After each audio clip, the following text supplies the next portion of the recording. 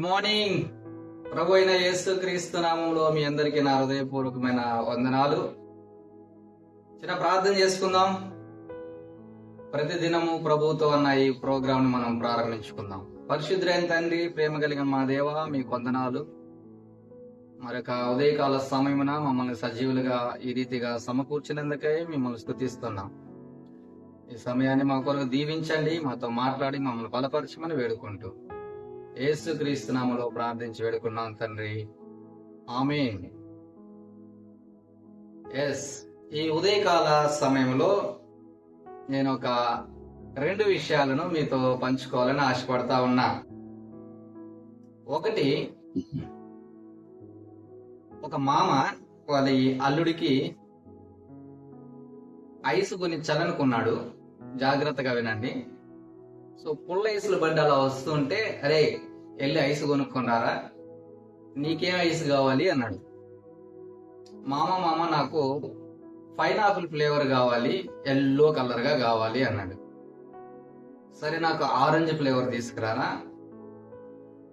కాబట్టి 2 పుల్ల ఐసులను తీసుకొనిరా అని చెప్పి డబ్బులు ఇచ్చి పంపించాడు. ఈ పిల్లగాడు వెళ్ళాడు, డబ్బులు ఇచ్చాడు, 2 తీసుకొని చేతిలో పెట్టుకుని వస్తా ఉన్నాడు. చూస్తే ఆరెంజ్ కలర్ ఉన్న ఐస్ చాలా కలర్ఫుల్ గా కనబడతా ఉంది. మనోడు టెంప్ట్ అవుతా ఉన్నాడు. ఇదేమో పైనాపిల్ కొంచెం ఎల్లోయిష్ గా ఉంది, ఇదేమో భలే కలర్ఫుల్ గా కనబడతా ఉంది కదా. టెంప్ట్ అయ్యి మామ దగ్గరకు పోయే లోపల లాగేద్దాం అని చెప్పి హాయిగా 2 సార్లు దాన్ని అటు ఇటు నాకేసాడు. సరే ఇంకా వాళ్ళ మామ దగ్గరికి వెళ్ళారు. ఇదిగో మామ అన్నాడు. ఇదిగో మామ అనగానే ఆయన గమనించి, నువ్వు నా ఆరెంజ్ ఐస్ ని తిన్నావు కదా అని అడిగాడు. అప్పుడు లేదు మామ, నేను తినలేదు అన్నాడు. అబద్ధాలు చెప్పకు, తిన్నావు కదా నువ్వు అన్నాడు. అప్పుడు లేదు మామ, నేను తినలేదు, నాకు ఇది ఇష్టమైతే నేను దీన్ని తీసుకున్నాను, దాన్ని ఎక్కడ నేను తిన్నాను అంటే, నీ నోరు చెప్పేస్తుంది నువ్వు తప్పు చేసావని, నీ పెదాలు నీ నాలుక రంగు మారినాయి అని చెప్పి వాడిని 2 చివాట్లు పెట్టాడు. నంబర్ 1 గుర్తుపెట్టుకోండి. రెండోది, ఒక పిల్లగాడిని వాళ్ళ అమ్మ, అరే షాప్కి వెళ్ళి జండు బాన్ తీసుకురారా, తలనొప్పిగా ఉంది అని చెప్పింది. వర్షం వస్తుంది, నేను పోలేను పో అన్నాడు వాడు. గొడుగేసుకొని పోనా, తలనొప్పిగా ఉంది అని చెప్పి గొడుగుగాడిచ్చి డబ్బులు ఇచ్చి వెళ్ళి మళ్ళీ జాగ్రత్తగా గొడుగు తీసుకురారే, మళ్ళీ మర్చిపోయి వస్తావేమో అని చెప్పి పంపించింది. సరే మా నోడు వెళ్ళాడు, షాప్ అయిన దగ్గరికి వెళ్ళి జండు బాన్ సీసా అడిగాడు. జండు బాన్ ఇచ్చాడు. మనోడు డబ్బులు ఇస్తే తీసుకొని ఆయన 20 రూపాయలు ఎక్స్ట్రా ఇచ్చేసాడు. పిల్లోడు చూసి సంతోషపడి ఇలా అనుకున్నాడు, 20 రూపాయలు ఇచ్చాడు, తొందరగా ఇంటికి వెళ్ళిపోవాలి మనం అని చెప్పి గబగబ ఇంటికి వెళ్ళిపోయి వాళ్ళ అమ్మకి జండు బాన్ సీసా చేతిలో పెట్టి, అమ్మా ఇదిగో సరిపోయింది, లెక్క సరిపోయింది, ఇంక నేను ఉంటా, నాకు ఇంకేం పని చెప్పగాక అని చెప్పి సంతోషపడతా ఉన్నాడు లోపల. ఎగిరి గంతులేస్తున్నాడు అన్నమాట, 20 రూపాయలు వచ్చింది కదా అని. వాళ్ళ అమ్మ అప్పుడు అన్నది, అరే గొడుగేదిరా అన్నది. అప్పుడు మనోడికి దిమ్మ తిరిగింది అన్నమాట. అమ్మో గొడుగు మర్చిపోయాను షాప్ లో, అబ్బా నేను 20 రూపాయలు చూసుకొని నేను గొడుగు మర్చిపోయి వచ్చేసాను అని చెప్పి, 1 నిమిషం నేను పోయి వస్తాను అని చెప్పి గబగబ షాప్ కాడికి పరిగెత్తాడు. మళ్ళా ఈ లోపల షాప్ అయిన లెక్కలు వేసుకుని, అబ్బాబ్బా నేను 20 రూపాయలు ఈ పిల్లోడికి ఇచ్చేసానే, సర్లే వస్తాడులే గొడుగు మర్చిపోన్నాడు కదని గొడుగు తీసి పక్కన పెట్టుకున్నాడు.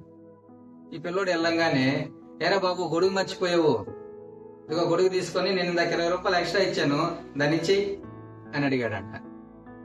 సో అబ్బా దొరికిపోయావి అనుకుని 20 రూపాయలు ఇచ్చేసి గొడుగు తీసుకుని వచ్చాడు. 2 విషయాలు నేను చెప్పాను. ఈ 2 విషయాలు మనం చాలా జాగ్రత్తగా విన్నాం. బైబిల్ ఏం చెప్తా ఉందంటే ఒక మాట నేను చదివి వినిపిస్తాను. సంఖ్యాకాండము 32వ అధ్యాయము 23వ వచనము మధ్య భాగం నుంచి నేను చదువుతా ఉన్నా. మీ పాపము మిమ్మల్ని పట్టుకొనును అని తెలుసుకొనుడి. మీ పాపము మిమ్మల్ని పట్టుకుంటదని తెలుసుకొనుడి. ఈ లోకంలో మనం చాలా పాపాలు చేస్తా ఉన్నాం, పొరపాట్లు చేస్తా ఉన్నాం, అతిక్రమాలు చేస్తా ఉన్నాం. మనం అనుకుంటాం, అబ్బా నేను ఎవరికి తెలియకుండా చేసేస్తా ఉన్నాను, నేను ఎవరికి దొరకను, నేను చాలా స్మార్ట్ గా చేస్తా ఉన్నా, నేను చాలా తెలివిగా చేస్తా ఉన్నా, ఇక నేను ఎవరు చూడని ప్లేస్ లో నేను చేస్తా ఉన్నా,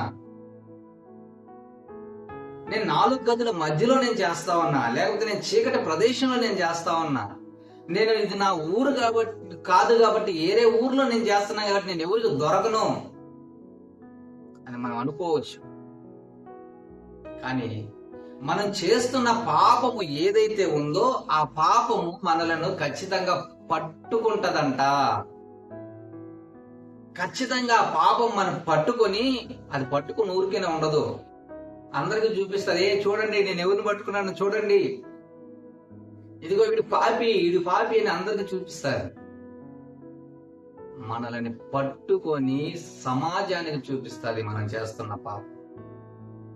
దొరకనంత సేపటికి అబ్బో హాయిగా ఉన్నట్టు, చక్కగా జరిగిపోతున్నట్టు మనకు అనిపిస్తుంది. కానీ ఖచ్చితంగా మనం చేస్తున్న పాపము మనల్ని ఒక రోజు పట్టుకొని మనల్ని అప్పచెప్పుతాది. పరిశుద్ధ గ్రంథంలో ఒక వ్యక్తి ఉన్నాడు, ఆయన పేరు యాకోబు. తన తండ్రిని మోసం చేశాడు. తన అన్నలాగా వేషం వేసుకొని ఆయనకు రావాల్సిన ఆశీర్వాదాలన్నీ కూడా దొంగతనంగా లాక్కుంటాడు, మోసం చేసి లాక్కుంటాడు. ఆయన పేరు యాకోబు. ఆశీర్వాదాలను పొందుకునేసాడు. సరే, ఇంకా వాళ్ళ అమ్మగారి మాటలని మరి వాళ్ళ మామూలు ఊరికి వెళ్తాడు. అక్కడ వాళ్ళ మామ కూతుర్ని ఇష్టపడతాడు. ఇష్టపడి ఆమె కోసం వాళ్ళ మామ దగ్గర కొలువు చేస్తాడు. వాళ్ళ మామ చక్కగా ఆయన్ని మోసం చేస్తాడు. ఇక్కడ మోసం చేశాడు యాకోబు, అక్కడ మోసపోయాడు. ఒకటి కాదు 2 సార్లుగా మోసపోతాడు. అదే దేవుడు నీతో నాతో ఈ దినాన మాట్లాడుతున్నది ఏంటంటే, నీ పాపం నిన్ను పట్టుకుంటది. నువ్వేదో అనుకుంటున్నావేమో, అబ్బా ఏం కాదులే తప్పించుకొని వచ్చేసాం, భలే తెలివిగా వచ్చేసాను, భలే తెలివిగా చేసేసాను, ఐఎమ్ వెరీ ఇంటెలిజెంట్ అని ఒకవేళ అనుకోవచ్చేమో. పొరపాటు సహోదరుడా, సహోదరి, పొరపాటు. నువ్వే పాపం అయితే నువ్వు జరిగిస్తూ ఉన్నావో, ఏ పాపాన్ని అయితే నువ్వు కొనసాగిస్తూ ఉన్నావో, ఏ పాపాన్ని అయితే నువ్వు చేస్తూ ఉన్నావో, ఆ పాపం నిన్ను ఒక రోజు పట్టుకుంటది. పట్టుకోవడం మాత్రమే కాదు, నిన్ను ఎత్తి సమాజానికి చూపిస్తుంది. ఈమె పాపి, ఇతడు పాపి. మనం చాలా మంది తాగుబోతులను చూస్తూ ఉంటాం. రోడ్ల మీద పడి బొల్లాడే వాళ్ళని చాలా మందిని చూస్తుంటాం. కుక్కల దగ్గర, పందుల దగ్గర బొల్లాడుతూ ఉంటారు తాగేసి, తప్ప తాగి అట్లంతా బురద కంపు కొట్టుకుంటూ. అది స్టార్టింగ్ స్టేజ్ కాదు అతనిది. స్టార్టింగ్ లో ఏదో ఒక చాటు మోటుగా ఎక్కడో ప్రారంభించాడు, చిన్నగా ఎవరికి తెలియకుండా అట్టక్క తాగుంటాడు. ఆ పాపము తనని పట్టుకొని సమాజానికి ఎట్లా చూపిస్తుంది అంటే, వీడు పచ్చి తాగుబోతురాయుడు అని చూపిస్తుంది. ఎవరికి తెలియకుండా స్టార్ట్ చేసింది, అందరికి తెలిసిపోయేటట్లుగా ఆ పాపము అతన్ని సమాజానికి చూపిస్తాడు. కాబట్టి ఈ మాటలు వింటున్న ప్రియ సహోదరుడా, సహోదరి, నువ్వే పాపాన్ని జరిగిస్తున్నావో, ఏ పాపంలో నువ్వు కొనసాగుతున్నావో నాకు తెలియదు, కానీ నీకు ఖచ్చితంగా తెలుసు కదా. అది నిన్ను పట్టుకొని సమాజానికి చూపించక ముందే మన పాపాలను క్షమించగలిగే దేవుడైన యేసుక్రీస్తు ప్రభు దగ్గరకు వచ్చి ఆయన దగ్గర క్షమాపణ పొందుకో. ప్రభువా, నేను అవమానపరచబడక ముందే, పాపపు శిక్ష నేను అనుభవించక ముందే నీ పాదాల దగ్గరకు వస్తున్నాను నాయన, నన్ను క్షమించి ఈ పాపం నుంచి నన్ను తప్పించు. ఇది నన్ను పూర్తిగా పట్టుకోకముందే నేను దీన్ని వదిలేసుకోవడానికి నాకు సహాయం చేయ ప్రభు అని దేవుడి దగ్గర వేడుకో. లేకపోతే అది నిన్ను పట్టుకున్నదంటే నిన్ను అనేక రకాలైన నిందలకు, అవమానాలకు అప్పచెప్తుంది. భయంకరమైన పాపపు శిక్షకు నిన్ను అప్పగించేస్తుంది.